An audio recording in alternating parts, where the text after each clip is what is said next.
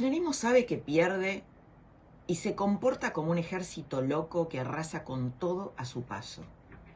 Te cuento algo. Esta semana, por ejemplo, en el boletín oficial se publicó la noticia de la incorporación de casi 800 cargos a planta permanente en el Ministerio de Economía.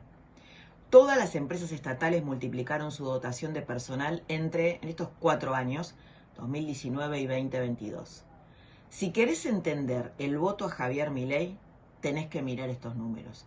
Te tiro un par, aunque hay, muchísimos, ¿no? Podríamos estar todo el editorial hablando de números. Empresa Corredores Viales, Berito Alto, aumentó su personal en casi 110%. Más casta. Más casta.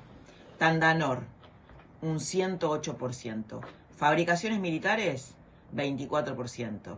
Mercado Central, 19%. Telam, tenés sueldos en Telam 400, 500 lucas. Bueno, casi un 10% aumentó la agencia oficial, diríamos, porque no es estatal, de noticias, donde hay camadas geológicas de diversos militantes que van a trabajar ahí, que garpamos nosotros. A eso lo puedes multiplicar por todas las agencias del Estado. Y esa es una explicación grande al voto a Milei. Días pasados, una amiga mía, que es psicóloga, me preguntaba si no era posible demandar al Estado Nacional, escuchen esto, por abandono de persona. ¿Por qué? Porque nos matan como moscas, salimos de casa y no sabemos si volvemos. La vida, sobre todo en el conurbano, no vale nada, y todos lo sabemos. Y acá también. Si miramos los crímenes mediáticos, los crímenes recientes que vemos en televisión, que escuchamos en la radio, vemos que los sospechosos, todos, tienen decenas de entradas y salidas a las comisarías. ¿Qué quiero decirte? Que cada vez que sale en libertad un delincuente sin ningún tipo de programa de apoyo, de recuperación, de sanación, de integración a la sociedad, lo largan así. Bueno, ese delincuente se pone cada vez más y más violento y peligroso. Y si un día robó, al otro día mata. Vamos a repasar. Asalto de una jubilada en Tolosa. ¿Lo vieron, chicas? Bueno, un atraco donde los asaltantes derribaron el portón de una casa con un auto, le dispararon al perro, le pegaron y le apuntaron a la dueña, una mujer de 71 años con una escopeta que era para atrapar a Pablo Escobar Gaviria, le pedían $, que la mujer no tenía. Bueno, uno de los asaltantes es Marcelo Arévalo. Tenía prisión domiciliaria y 284 reportes de alejamiento de la tobillera domiciliaria. Lo habían llamado básicamente del sistema carcelario, no respondía, se quitó la tobillera, nadie hizo nada y finalmente, perpetró este asalto que fue espeluznante. Se quitaba la tobillera y se iba de su casa, claramente. Gómezito es ese delincuente que se metió en un kiosco en Zárate por una ventanita re chiquitita, que es por donde se atiende justamente para que no te roben. Bueno, esta semana hizo un atraco en 30 segundos. Gómezito tiene 6 entradas y salidas de la comisaría de Zárate por robo, escruches, robo agravado en poblado y en banda, robo agravado por escalamiento, esos robos que se hacen escalando balcones, por ejemplo, o robo a comercios, que es el video que todos vimos en el asalto a Zárate. El crimen de Mariano Barbieri asesinado, con un cuchillo para robarle un celular roto. Repasemos un poquito eso. Presunto autor, Isaías José Suárez. 13 causas por robo desde el 2012. Última captura, entró el 23 de junio del 2022, salió el 29 de diciembre. En 2020 estuvo preso en Devoto por un intento de robo. En 2015 y 2016 estuvo preso en un penal federal, donde trabajó y cobró sueldo por tareas penitenciarias menores. Estaba indocumentado y en la cárcel recibió su primer DNI. Tiene 29 años, ¿no? Mirá del grado de marginalidad que estamos hablando. Crimen de Morena, la nena asesinada en Lanús, también para robarle un celular. Ayer liberaron a uno de los sospechosos. Diego Kravetz, el intendente interino de Lanús, dice: ¿cuánto va a tardar en volver a matar la persona a la que liberaron? Tal vez hoy. El otro sigue preso, el otro de los supuestos asesinos de Morena, se llama Miguel Madariaga. Son hermanos. Miguel Madariaga había sido detenido cuando intentaba intercambiar, escucha esto, el celular que le había robado a la nena por Paco.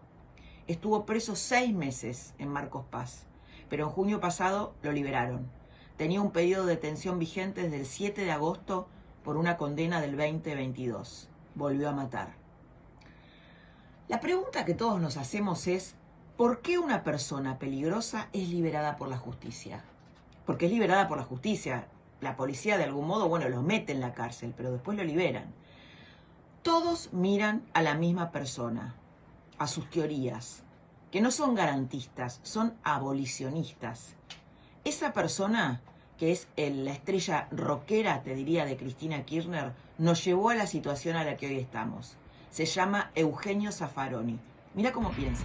Sí, no cabe la menor duda que hay una selectividad del ejercicio del poder punitivo. El poder punitivo se reparte en una sociedad inequitativamente, por supuesto. Si vamos a cualquier cárcel, vamos a encontrar jóvenes, hombres. Bueno, ahora hay un poco más de mujeres con el asunto de la droga. La mujer se la usa como mula, como transportadora, etcétera, partícipe menor, y realmente ha explotado el número de mujeres presas en eso. Pero bueno, el resultado del sistema penal está en la cárcel, y en la cárcel encontramos jóvenes, adolescentes, masculinos, pobres.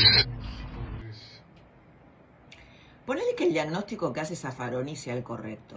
Te tomo ese punto. Pero ¿cuál es la solución que propone la teoría que muchos juristas estudiaron en la universidad?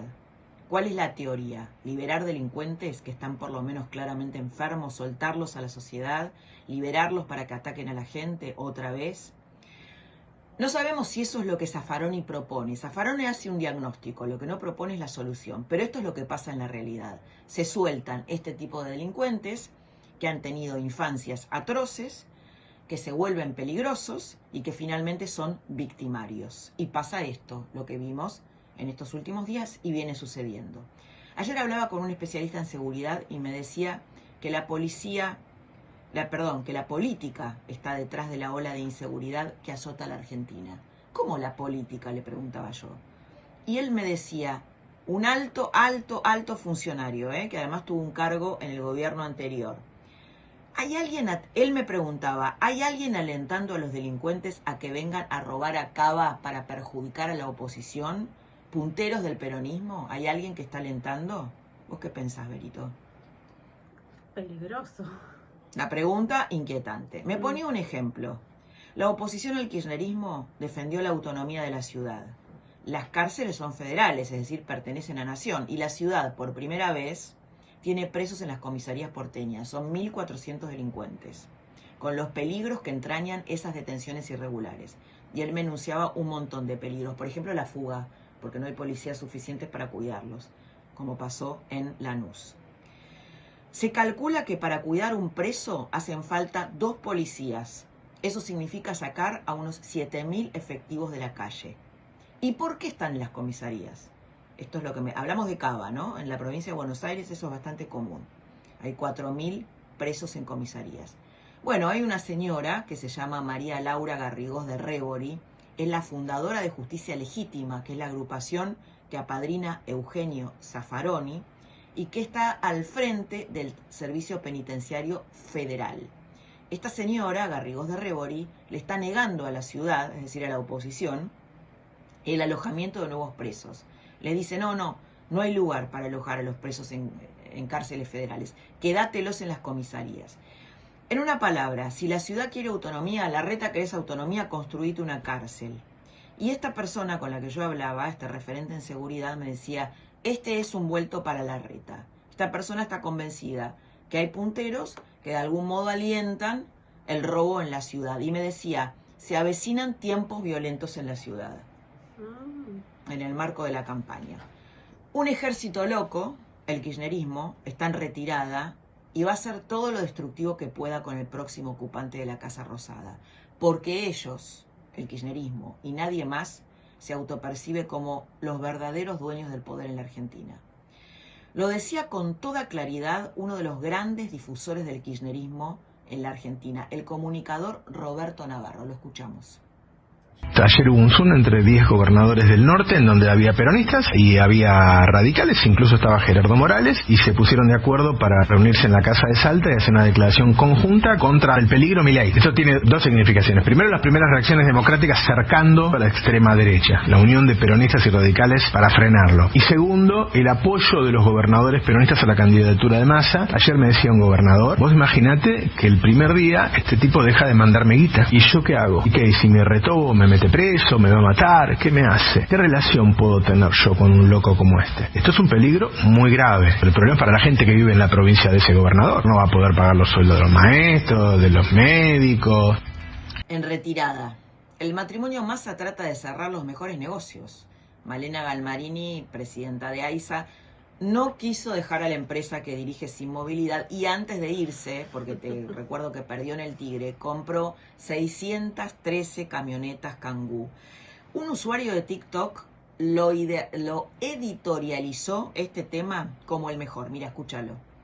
La señora presidente de AISA acaba de hacer una compra de 613 camionetas Kangoo por un valor de $42.000 cada una. 613 por $42.000 cada una. Precio de mercado 9.575.000. Agregale los gastos que tenés de patentamiento, que sé yo, un 10% más. A valor blue, $13.000, $13.300. Casi $30.000 de sobreprecio por cada una. La furgón, porque después hay otros modelos de lujo. ¿Te das cuenta cómo nos afanan? Se la compraron a un concesionario. Flaca, anda a comprarla a la fábrica. Pediles descuento. No la vas a pagar 10 millones, la vas a pagar 7 millones. No, a un concesionario amigo, ¿no? Tratando de llevarse todo lo que pueden, destrozos de un ejército loco y en retirada.